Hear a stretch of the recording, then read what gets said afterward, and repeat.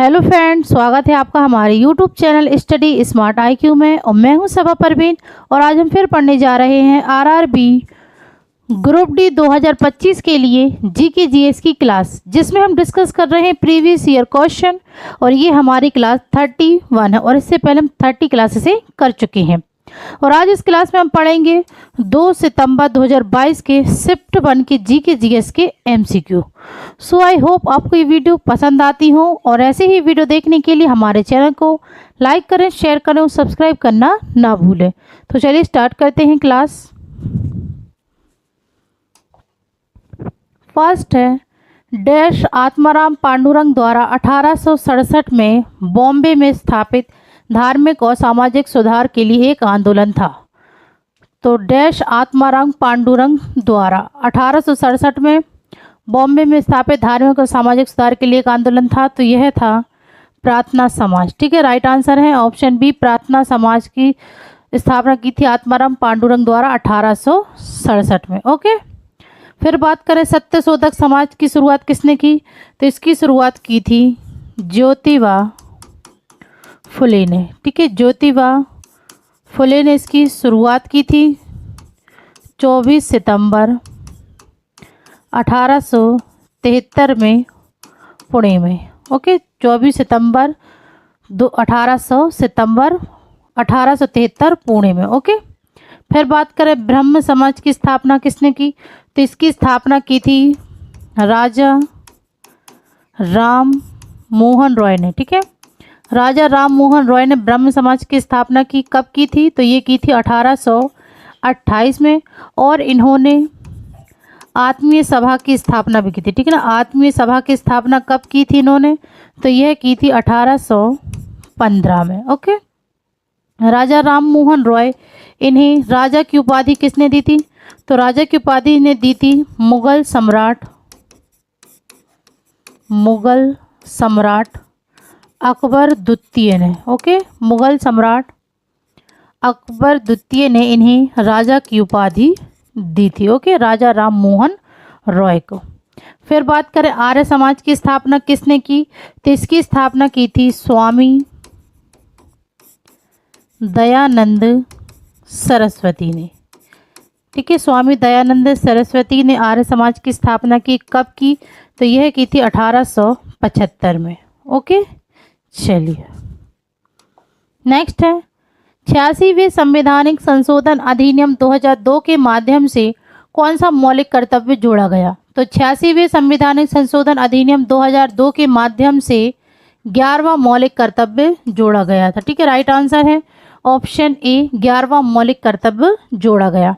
अगर हम बात करें मौलिक कर्तव्य तो ये कहाँ से लिए गए हैं? तो मौलिक कर्तव्य यह लिए गए हैं सोवियत संघ रूस। ठीक है, सोवियत संघ जिसे रूस कहा जाता है, यहाँ से लिए गए थे मौलिक कर्तव्य। ठीक है, मौलिक कर्तव्य लिए गए थे। तो सबसे पहले 42वें संवैधानिक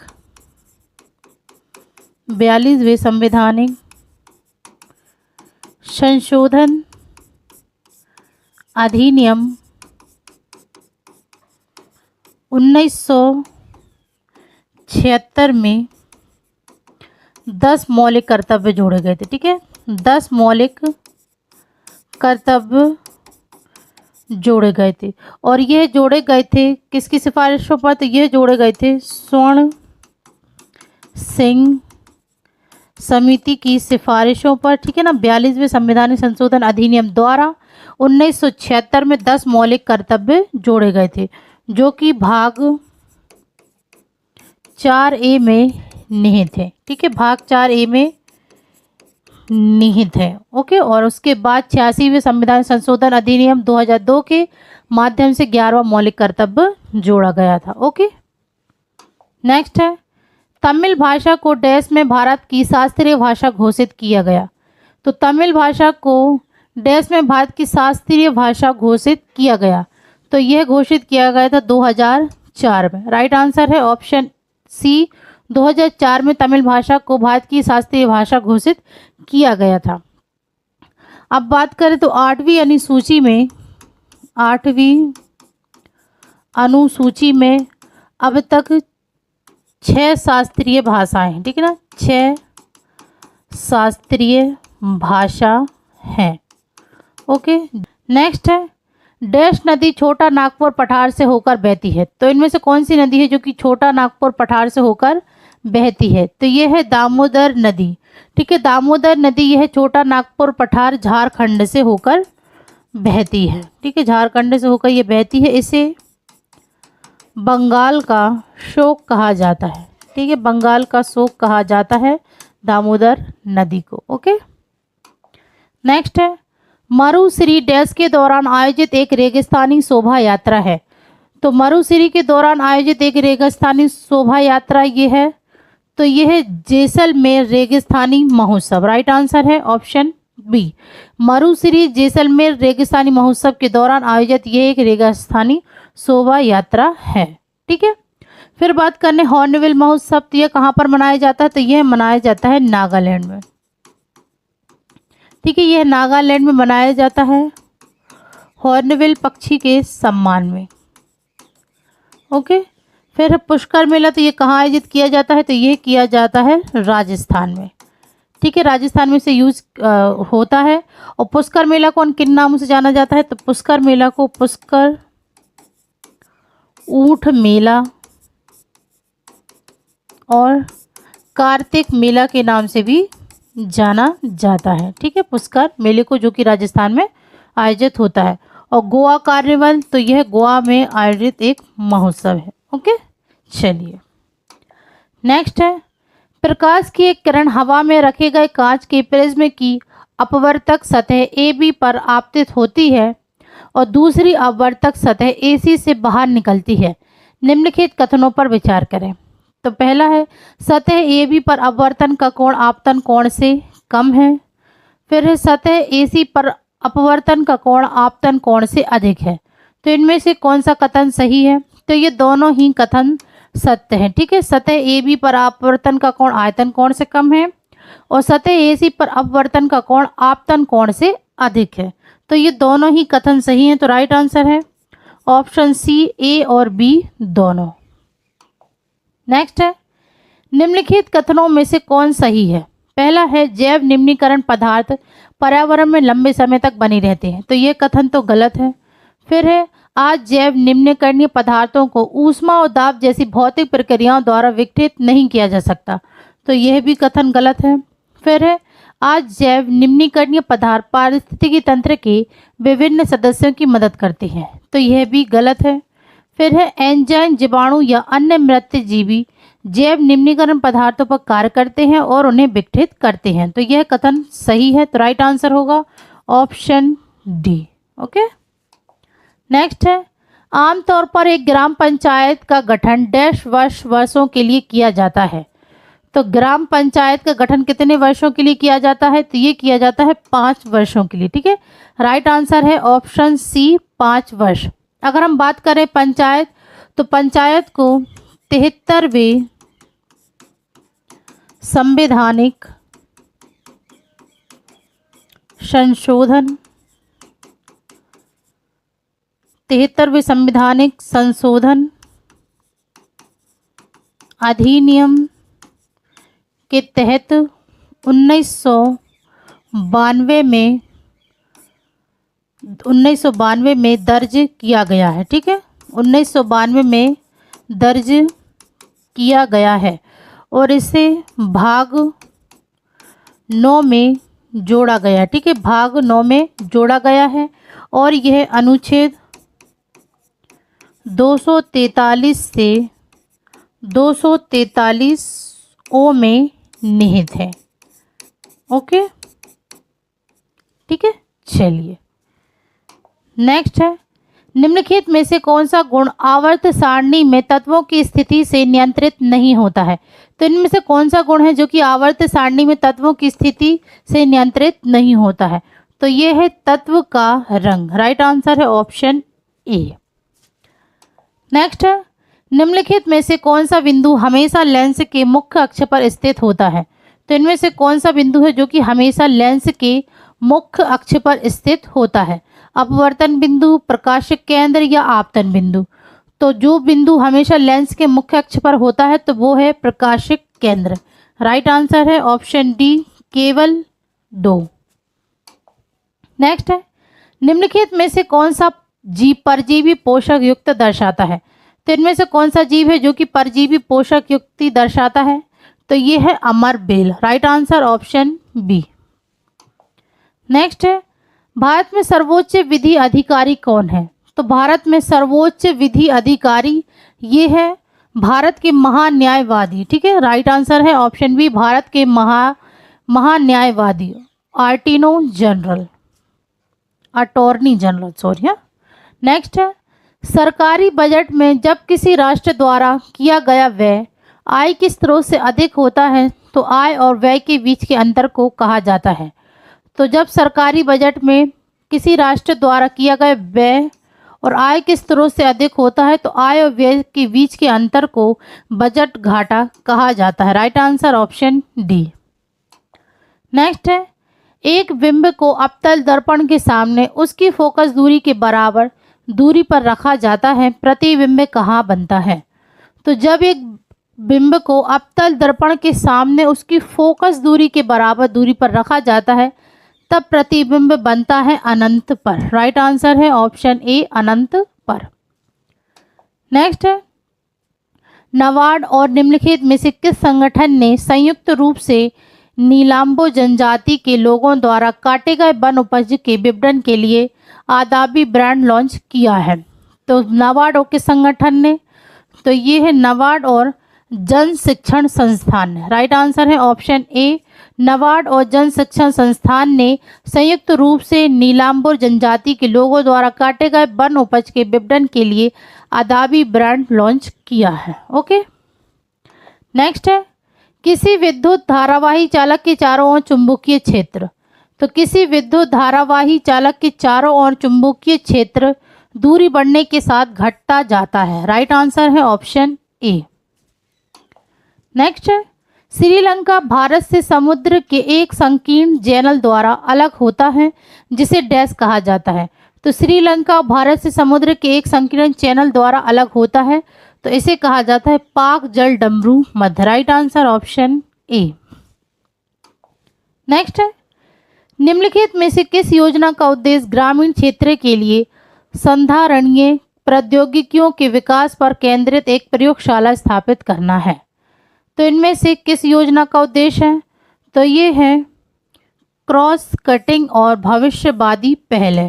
राइट आंसर है ऑप्शन सी, क्रॉस कटिंग और भविष्यवादी पहले योजना का उद्देश्य है ग्रामीण क्षेत्र के लिए संधारणीय प्रौद्योगिकियों के विकास पर केंद्रित एक प्रयोगशाला स्थापित करना। ओके, नेक्स्ट है, मार्च 2022 में भारतीय बैडमिंटन खिलाड़ी डैश ने ओलंपिक चैंपियन विक्टर एक्सलेशन को हराकर जर्मन ओपन टूर्नामेंट के पुरुष एकल फाइनल में प्रवेश किया।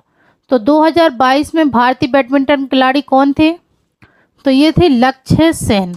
राइट आंसर है ऑप्शन ए, लक्ष्य सेन ने ओलंपिक चैंपियन विक्टर एक्सेल्सन को हराकर जर्मन ओपन टूर्नामेंट में पुरुष एकल फाइनल में प्रवेश किया। ओके, नेक्स्ट है, फरवरी 2022 में रक्षा अनुसंधान और विकास संगठन और डैश के वैज्ञानिकों ने उत्तर प्रदेश में प्रयागराज और विंध्याचल के बीच क्वांटम कुंजी वितरण लिंक का सफलतापूर्वक प्रदर्शन किया। तो रक्षा अनुसंधान और विकास संगठन और डैश, ठीक है ना, डैश के वैज्ञानिकों ने तो ये किया था भारतीय प्रौद्योगिकी संस्थान दिल्ली। राइट आंसर है ऑप्शन ए, भारतीय प्रौद्योगिकी संस्थान दिल्ली के वैज्ञानिकों ने उत्तर प्रदेश में प्रयागराज और विंध्याचल के बीच क्वांटम कुंजी वितरण लिंक का सफलतापूर्वक प्रदर्शन किया था। ओके, नेक्स्ट है, माइक्रो फाइनेंस के संदर्भ में सही मिलान का चयन करें। तो माइक्रो फाइनेंस के संदर्भ सही मिलान, तो ग्रामीण बैंक भूटान, तो यह तो गलत है। फिर है मोहम्मद यूनुस श्रीलंका, यह भी गलत है। मोहम्मद यूनुस विश्वास बैंक, यह भी गलत है। फिर है मोहम्मद यूनुस ग्रामीण बैंक, तो यह सही मिलान। राइट आंसर है ऑप्शन डी, मोहम्मद यूनुस ग्रामीण बैंक। ओके, नेक्स्ट है, प्रधानमंत्री रोजगार योजना कब शुरू की गई थी? तो प्रधानमंत्री रोजगार योजना ये शुरू की गई थी 1993 में। Right answer option B. Next है, नीचे दिए गए कथनों पर विचार करें और सही उत्तर चुनें। तो पहला है कथन, अधिकांश कार्बन यौगिक विद्युत के सुचालक होते हैं। तो यह तो कथन गलत है। फिर है, कार्बन यौगिकों के अणुओं के बीच आकर्षण बल बहुत प्रबल नहीं होता है। तो यह कथन सही है। तो राइट आंसर होगा ऑप्शन ए, कथन 2 सही है और कथन 1 गलत है। ओके। नेक्स्ट है, आहार नाल में भोजन की गति शरीर की चिकनी मांसपेशियों द्वारा होती है। निम्नलिखित में से किस विकल्प में सही अंगों में चिकनी मांसपेशियां होती हैं? तो आहार नाल में भोजन की गति शरीर में चिकनी मांसपेशियों द्वारा होता है। तो सभी अंगों की चिकनी मांसपेशियां होती हैं। तो ये होती है आँख की पुतली, फेफड़ों की श्वसनी और मूत्र वाहिनी। ठीक है, राइट आंसर है ऑप्शन सी। यह सभी अंगों में चिकनी मांसपेशियां होती हैं। ठीक है, आंखों की पुतली, फेफड़ों की श्वसनी और मूत्र वाहिनी। नेक्स्ट है, कौन सा तत्व तांबे से अधिक अभिक्रियाशील नहीं है? तो इनमें से कौन सा तत्व है जो कि तांबे से अधिक अभिक्रियाशील नहीं है? तो ये है चांदी। ठीक है, ये तांबे से अधिक अभिक्रियाशील नहीं है। ओके। नेक्स्ट है, जून 2022 में मेक्सिको के लियोन में आयोजित IWF युवा विश्व चैंपियनशिप में स्वर्ण पदक जीतने वाले भारत के प्रथम भारोत्तोलक का नाम बताइए। तो जून 2022 में मेक्सिको के लियोन में आयोजित युवा विश्व चैंपियनशिप में स्वर्ण पदक जीतने वाले भारत के प्रथम भारोत्तोलक ये थे गुरु नायडू सेनापति। राइट आंसर ऑप्शन बी, गुरु नायडू सेनापति। नेक्स्ट है, निम्न में से किस वेद को कर्मकांड ग्रंथ के रूप में जाना जाता है? तो इनमें से किस वेद को कर्मकांड ग्रंथ के रूप में जाना जाता है? तो यह जाना जाता है यजुर्वेद को। Right answer option A. Next है, संयुक्त सूक्ष्मदर्शी से दिखने पर मानव गाल की कोशिकाओं की स्लाइड और प्याज के छिलके की स्लाइड के बीच मुख्य अंतर क्या है? तो संयुक्त सूक्ष्मदर्शी से दिखने पर मानव गाल की कोशिकाओं की स्लाइड और प्याज के छिलके की स्लाइड के बीच मुख्य अंतर है। तो ये है प्याज के छिलके की कोशिकाओं में कोशिका भित्ति की उपस्थिति। राइट आंसर है ऑप्शन डी। नेक्स्ट है, भारत में न्यूनतम आवश्यकता कार्यक्रम 5वीं पंचवर्षीय योजना के डैश वर्ष में शुरू किया गया था। तो भारत में न्यूनतम आवश्यकता कार्यक्रम 5वीं पंचवर्षीय योजना के पहले वर्ष शुरू किया गया था। राइट आंसर है ऑप्शन बी। 5वीं पंचवर्षीय योजना ये कब से कब तक चली? तो यह है 1974 से 1978, 4 वर्ष तक चली। ओके। नेक्स्ट है, साइक्लोहेक्सेन का सूत्र क्या है? तो साइक्लोहेक्सेन का सूत्र है C6H12। Okay, C6H12। चलिए नेक्स्ट है, निम्नलिखित में से कौन सी गतिविधि पर्यावरण के अनुकूल है? तो इसमें से गतिविधि पर्यावरण के अनुकूल है, पहला है खरीदारी के लिए पॉलीथीन बैग का उपयोग करना। फिर है गर्मियों के दिनों में AC और कूलर का इस्तेमाल करना।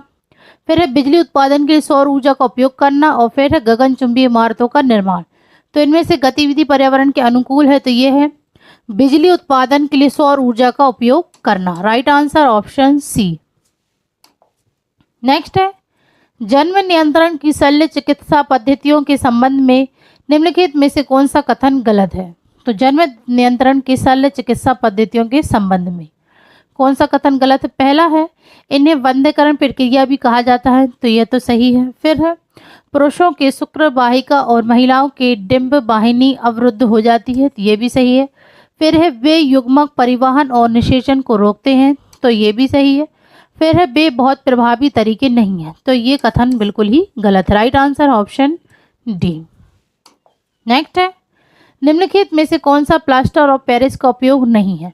पहला है कांच, साबुन और कागज का निर्माण करना। तो यह प्लास्टर और पेरिस का उपयोग नहीं है। तो ये तो गलत है, यानी कि राइट आंसर यही होगा। ओके, ऑप्शन डी, केवल एक कांच, साबुन और कागज का निर्माण करना, यह प्लास्टर और पेरिस का उपयोग नहीं है। बाकी टूटी हुई हड्डियों को सहारा देने के लिए प्लास्टर में उपयोग किया जाता है, ये सही है। ठीक है, उपयोग है। फिर है खिलौना, सजावट के लिए सामग्री बनाना और सतहों को चिकना बनाना, तो ये भी इसका उपयोग है। फिर है रसायन विज्ञान, प्रयोगशाला में उन उपकरणों में वायु अंतराल को सील करने के लिए उपयोग किया जाता है जहां वायुरोधी व्यवस्था की आवश्यकता होती है, तो यह भी इसका यूज़ है। सिर्फ यूज़ नहीं है, कांच, साबुन और कागज का निर्माण करना, जो कि है राइट आंसर ऑप्शन डी, केवल एक। तो ये थी आज की हमारी क्लास, आरआरबी ग्रुप डी 2025 की जी के जीएस की क्लास। आई होप आपको ये वीडियो पसंद आई हो, और ऐसी ही वीडियो देखने के लिए हमारे चैनल को लाइक करें, शेयर करें, सब्सक्राइब करें। Thank you.